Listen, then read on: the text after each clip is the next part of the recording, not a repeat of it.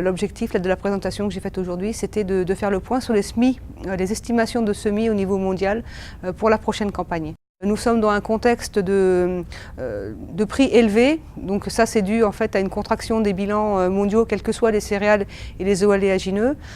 Donc c'était dû à des effets climatiques, à la fois de la sécheresse en Europe de l'Ouest au printemps, en Russie cet été, maintenant en Argentine, et puis à côté de ça, des effets inverses avec des pluies et des inondations en Europe de l'Est et au Canada au printemps, et désormais en Argentine. Au Canada, il est fort probable que les surfaces remontent de façon significative, mais néanmoins elles avaient tellement baissé l'année dernière qu'on restera quand même à des niveaux relativement faibles. Ça veut dire derrière que la production canadienne sera, on peut l'estimer entre 3,5 et 4,2 millions de tonnes.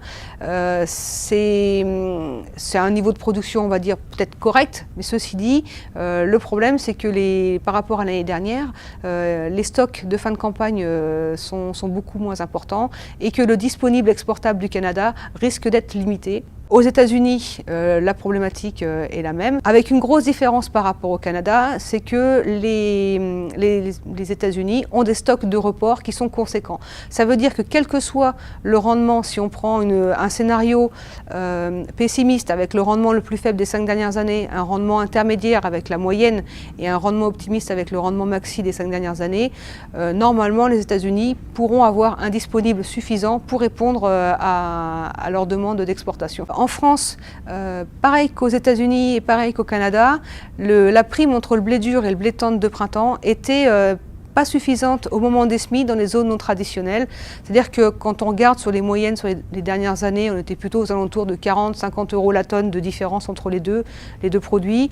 Cette année, on était plutôt aux alentours de 10-20 € la tonne, ce qui fait que en zone traditionnelle, on observe une diminution des surfaces de l'ordre de 10%. Ce qui veut dire que la production française devrait se situer aux alentours de 2 à 2,4 millions de tonnes, mais avec quand même de fortes probabilités pour qu'elle soit aux alentours de 2,3 millions de tonnes.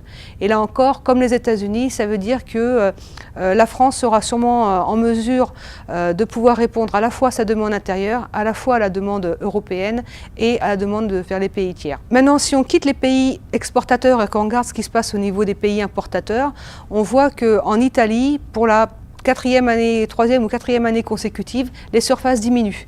Elles sont passées, pour mémoire, de 1,5 million d'hectares en 2008 à cette année sûrement des surfaces qui devraient se situer aux alentours de 1 million d'hectares. Ça veut dire que la production sera comprise entre 3 et 4 millions de tonnes, sûrement pas plus, et derrière ça veut dire que les besoins d'importation de l'Italie devraient se situer dans la fourchette haute par rapport à ce qu'on observe en moyenne. Les semis se sont déroulés dans des bonnes conditions dans les 3 pays du Maghreb, donc Tunisie, Algérie, Maroc, donc dans des bonnes conditions d'humidité satisfaisante. Il y a aussi des mesures d'accompagnement des producteurs, notamment en Algérie, donc qui sont quand même plutôt positifs pour pousser les surfaces et puis espérer avoir des rendements satisfaisants. Si on regarde vraiment au niveau mondial maintenant, si on essaye de faire une estimation de la production au niveau mondial, il est probable que la production se situe aux alentours de 35-36 millions de tonnes.